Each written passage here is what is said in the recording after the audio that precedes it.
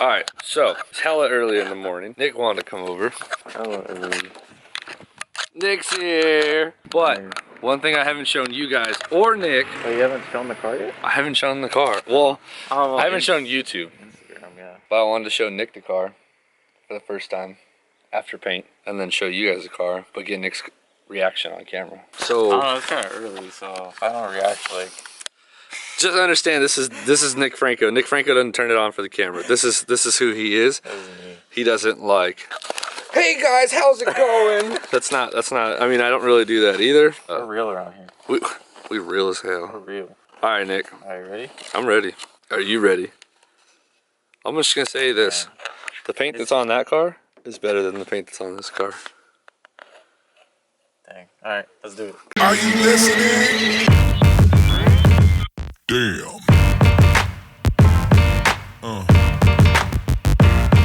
Yeah.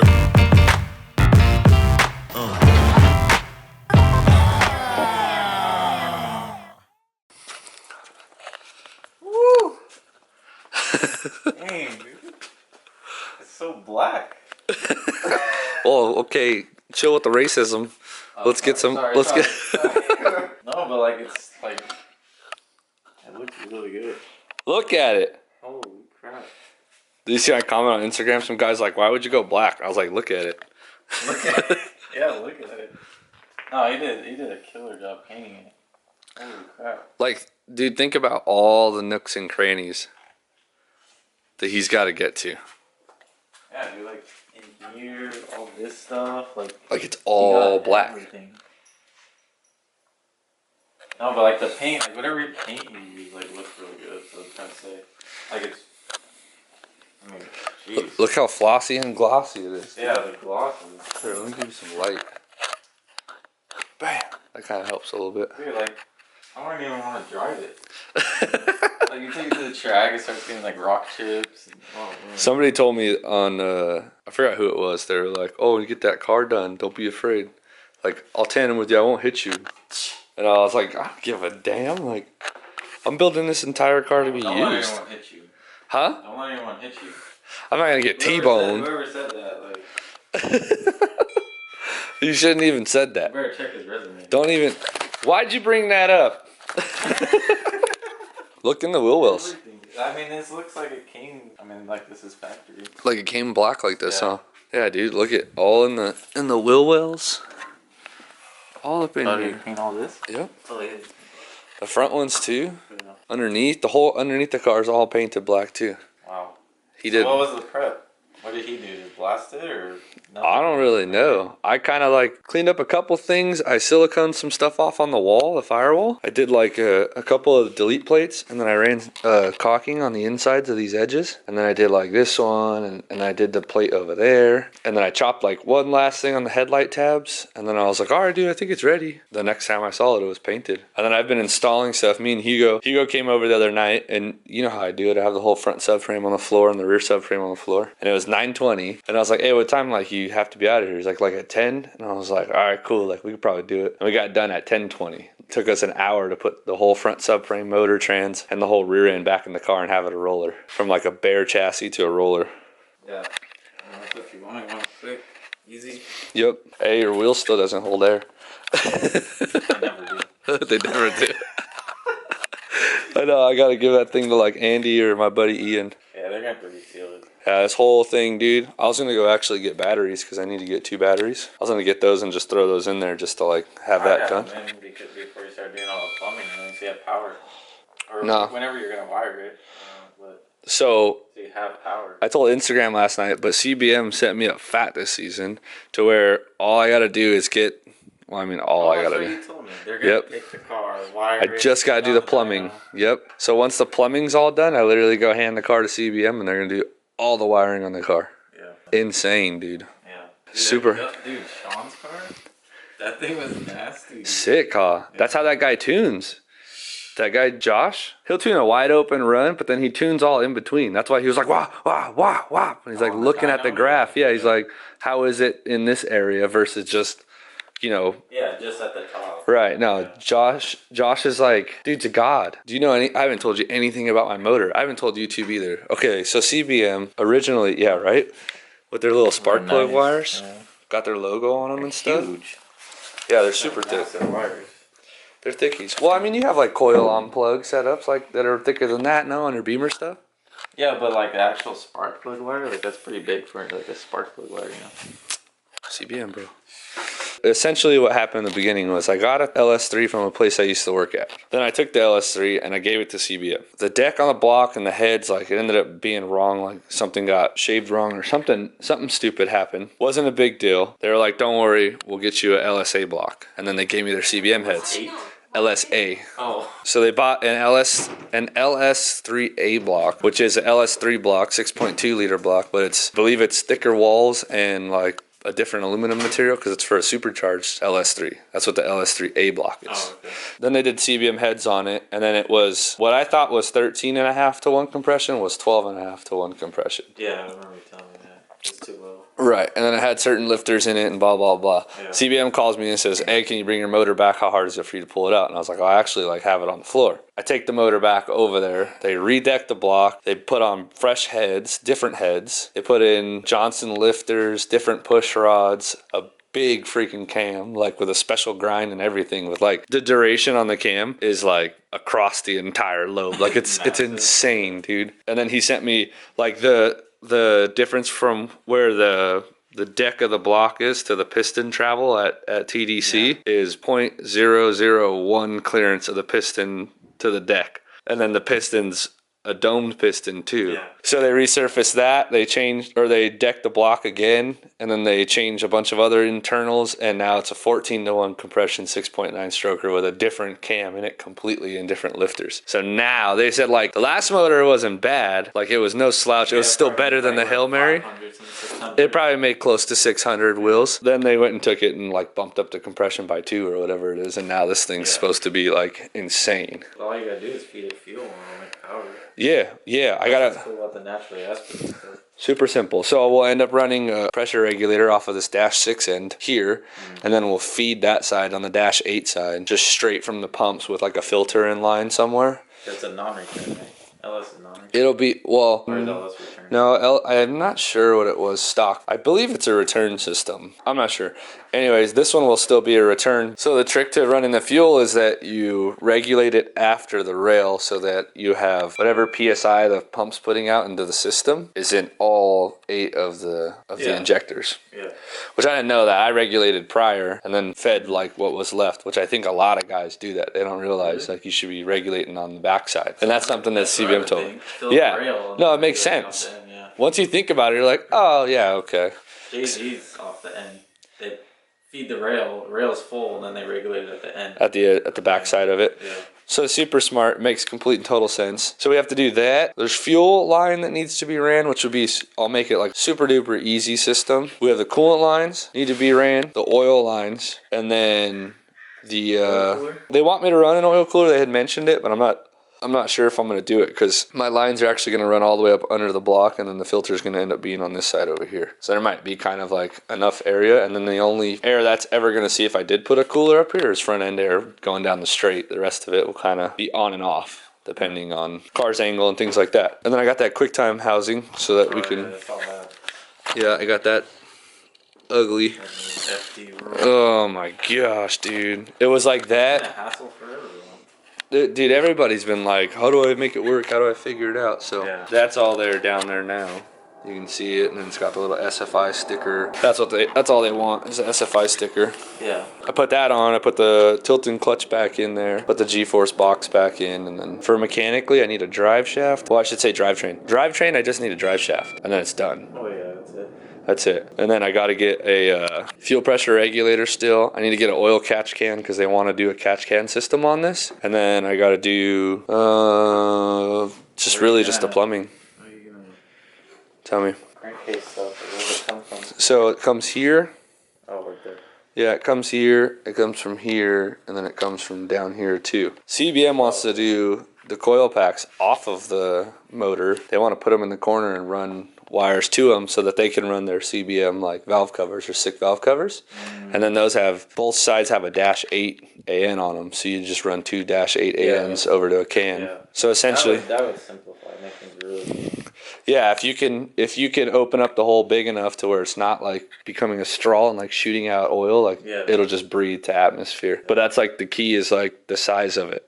Like if it's too small, it just picks up oil and like starts shooting oil out. Like you see homies with catch cans just constantly getting full. It's like open up the freaking hole so it can like breathe instead of sucking stuff out of it. It's funny because I see a lot of things like, well, I don't run a catch can. Like people ask me because that little filter I have on my my valve cover, and they're like, "Look at oil come out of that," and it's like, well, oil shouldn't be coming out of that. If you have oil coming out of that, you have an issue. Because you still have pressure. You have your PCV stuff still set up, right? Most of it. It has one going to like one little one to the intake manifold. So that's enough to like pull whatever pressure like goes into the valve covers out. Right. But even like James Dean and like I was looking at their JZs, both valve covers like just have big filters. That's it. Yeah, but they're big, like they're fatties, right? Big filters just on the valve cover, and that's it. Like that's how. Yeah, because it'll release pressure like that. Yeah. If it's small and you restrict it, you create pressure and turns into like almost like a water hose, and it's like like spray everything out of that hole. Yeah. It's just, I don't know. And I've always done it like how GM does. Like I've always ran this into, you know, somewhere on the intake manifold, that one into the intake manifold, and then like there's even a breather back here on the back of the manifold because that's where the brake booster would go to. But now we don't have that, so there's a couple ports back there now. So a couple of things would be plugged up different, and then they said let's just run it to atmosphere. We'll just put big old fatty breathers on it. So I was like, okay. Do they have the CBM make holders for the coils, like in the corner? Or do they make they have all kinds of stuff. So they're just like, oh, if there's space, we'll just put them somewhere. And I was like, well, I mean, a little bit of space. A little bit of space. Yeah. You want to be able to access these too quick. Like, if you're at competition, one of these takes a crap. Like, yeah, you gotta be able to get to it. Yeah. I mean, there's a couple different spots. Like we could put these in there somewhere, find a spot in there, so all 8 of them are inside the firewall, or we can do, you know, 4 of them here and 4 of them over there. Figure out how to stagger them in this area. I just told them, look, when I get it there, you guys can set up all the vacuum on the motor and set up the coil packs however you want. Yeah, it would be cool to get away from running the coils on the valve covers, but that's so simple and clean and works that I almost don't want to, but I also do want to run like their SICK valve covers. Also, if you have to check in under the valve cover at the track, it'd be a lot easier if these weren't on it. Way easier to look at. It's just 1, 2, 3, 4 bolts. Pull the cover. So it could be, there's pros and cons. We just got to figure out what they want to do. But if we swap out the valve covers and the coil packs get moved, the motor will look a lot more aftermarket, if you will, once it has their covers on it and the big breathers and all that stuff. But I think that I could even take the stock valve cover and take this port and turn this into a -8, and then one of those other spots on that side, or I think I can run 2 of these or something. There's a way to set it up to where both of the stock ones have -8s in it, but it's like a process versus just buying a set or having a set put onto the car. So I think I'm gonna do all my plumbing in this type of line. Yeah, because it's just so clean. It looks so good. CBM threw that on there on those fast rails. They threw that on there, and I was like, dang, that black line looks clean. Black braided, pretty much. Yeah. So just do all the coolant, and it's cheaper too. So do all the coolant, all the oil, and the fuel. Those are like literally, like I love NA because there's 3. Those are the only 3 lines versus having the oil go from like the motor to the turbo, and then off the turbo to return to the pan. And did they put these? Yeah. So these are CBM ones. This is like a press-in style, and that's just a bolt-on one. Yeah, and then these are the original. These ports here are the original heater core ports. Yeah. But you just pull them out, tap them, and then put plugs in them. The factory pump is going to be enough for this? Factory pump on an LS is 55 gallons per minute. A lot. And then the size of the AN isn't very big. So I believe, in theory, like hydraulics, the way it all works, you know, you restrict it and it creates pressure. I believe it'll be able to flow it like no problem. On my E36, when I had a rear mount radiator, I had 1.5-inch piping from the front all the way to and the route was way longer to the back. And I ran a stock pump and it worked great. And that fan. That was when that fan became the end all be all to like my cooling systems. I was like, wow. Because I had that system with a small fan, or a different fan, I should say, and it was getting warm. And then as soon as I put that fan in, car stopped overheating. So I was like, That's the one. That's why I'm always telling everybody, like, hey, if you can fit that fan. It's totally proven. I'm in love with these fans. I'm not going to tell you guys what it is because I don't want to share the love. I don't want them to know. It's awesome. Just know it's sick. Just know it works. No, it's amazing. But this is it, dude. What are you thinking? Like a week, you could probably plumb this whole thing. Oh, dude, probably a couple days. Because I think the way we're going to go about it is the first day, we'll set up a whole list on the plumbing, build a cart on Phoenix because we're working with Phoenix this year. Go over to Phoenix, pick up everything because they'll have it in stock. Local? Yeah, they're right here in Riverside. Dialed, right? To have a place with fittings and lines local, like. Yep. So we'll do it that way, and then we'll just go pick it up, and then the next day we'll sit here and plumb the entire car. Yeah. I want this one to be beautiful, like bulkhead fittings for like the whole pedal box, bulkhead fittings for the cooling system, like on the firewall. So just like drilling a hole. Yeah, and running a whole line through it. No, I want it to be like removable, and then same thing with the wire harness. We're gonna have those like big. Yeah. The big clips on there too. And then like even the engine grounds, I want the grounds to run to the front subframe. So if I ever have to drop the subframe, I literally just unclick those two. Those two, exhaust, steering column, and drop the whole front end of the car out. Like make it super, super, super simple to work on. But yeah, the plumbing should be done. Frankie was supposed to come over yesterday, but I think his daughter was sick. Get better, Stevie. So anyways, once we get the plumbing figured out, I think mapping it out is going to take longer than actually doing it, especially between me and Frankie. Yeah, with a couple people, I mean, building lines won't take that long. No. You get a system down, like, I don't know if I have a vice or something. But... Keep looking. No vice. But yeah, building lines isn't too bad. I think people are scared to build like AN lines, and it's really.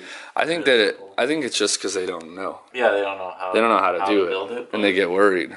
Once you build one, I mean, you could build any. You could build coolant, fuel. You could build all of them. Especially if you do them all the same. The hardest ones to do are the steel braided stuff, and the steel braided stuff's only hard because the steel braid like starts to flare. Yeah. So you just gotta like maintain that. Other than that, they all essentially go together in a very similar fashion. That fuel, I saw someone else have that radium set up, and that's like I started thinking about it, and I think it was Odie. I think Odie has that same setup. Yeah. And dude, that really like simplifies things. I started thinking about it. Insanely simply. He plumbed his. I don't know if you watch his YouTube, like Odie's YouTube. I watched a couple of his videos. Building his S15. Yeah. He plumbed his fuel, and I was like, dude, this is literally like 2 lines. It's gonna have feed. That's the dash 8. Pump out and return. Yep. Everything's internal. Pump out, return, power ground, or these two. Well, because I have two feed pumps, and then one lift, and then there's the vent. This vent will just kind of the vent, whatever. That's nowhere. Here's the fill. That's it.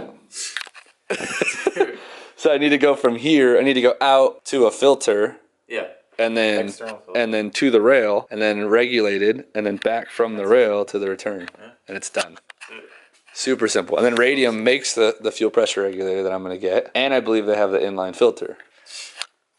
So it's all done. And I would like to put it all in the engine bay, like have the line just solid underneath the car, and then have my filter and my regulator all in the engine bay. So it's all super simple to work on. Yeah. Anything that's easy, like if I can keep the car from having to be jacked up to be worked on, like that's my goal.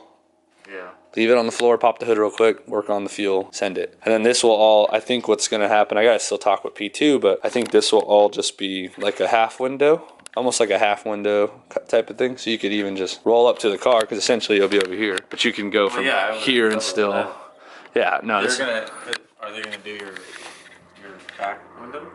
Yeah. Make it for you? Well, no, I have the back window already. So I think what we're going to do is end up just cutting like a rectangle shape out of it. Because I want to leave the plexi coming all the way down. I want to leave the plexi all around here. It just looks cleaner to cover up all these edges. You know what I mean? I would just cut. I would do it. Like you said, do the whole edge. Lay it. Yeah. And then cut it. I just cut it like you said, a window. Yeah. Just be enough for like your fuel. Yep. Just these, whatever you have back here. That's exactly what it is. Yeah. It's to be able to tighten battery terminals for whatever reason if they were to come loose because dumb stuff happens. It's to get to all the fuel system. The fuel fill will end up being on this side. Or no, I think it'll end up being on that side. I'm not sure yet because the radiator coolant reservoir is going to be mounted on that little paneling that they'll build. Will be up here and then the fuel fill will be next to it or something. And it'll all just be ridiculously simple and easy to work on. Yeah. And to get to. Like the hardest thing to get to is going to be the radiator, but we don't plan on that having any issues, hopefully. Well, it's also out of the way of any damage at all. Yeah, I don't know. I mean, it can get something from underneath because of the hole in the floor. If the drive shaft came loose, maybe it could get to it. But if the drive shaft comes loose, we're probably going home. You got other issues. Yeah, that's like a, who tightened that? My dog keeps running off. Come. This dog. She's been a punk lately. Bonnie, come. Get over here. Oh, yeah, you know you're in trouble. And she won't keep her eyes off of me. Inside. Yeah. Pretty simple setup. I just tapped. They have nuts welded on the backside. Oh. Make it as simple as possible. Proper Fab Works, dude. They got down. Yeah. Proper Fab Works. There is a difference. So there is a difference. Auto Body and Frame are the guys who painted the car, which is my buddy Joe and my buddy Frankie. Frankie the Marine, the guy we give ride-alongs to. This is his dad's shop who paints these cars for me. Huge shout out to Joe, and there is a difference in Fontana. So if you actually Google there is a difference in Fontana, you can get a hold of them. This is their phone number. If you're local to the IE, you can give them a call, set it up, tell them I sent you. Maybe they'll help you out. Maybe they'll tell you to kick rocks. Who knows? But you too can have your car painted just like mine. Just hit up Joe. Go talk to Joe, bro. Nick, you like it? Really, really nice. I'm stoked, man. It's gonna be sick. Yeah. Next goal. Next mission, get Nick into a 46. Tell him in the comments. Tell Nick in the comments. Get a 46, bro. I've been thinking about it. I was thinking about it on the way over here. Like, and last night, I was just like sitting there. I was like, man, just start building it now. Even like the one I have. It's happening. Take that part. It's happening. I know you're zooming in. It's happening. It's happening, bro. We'll get it figured out. All right, Nick, say bye to the people. Bye, guys. Later, dudes. Bye, guys.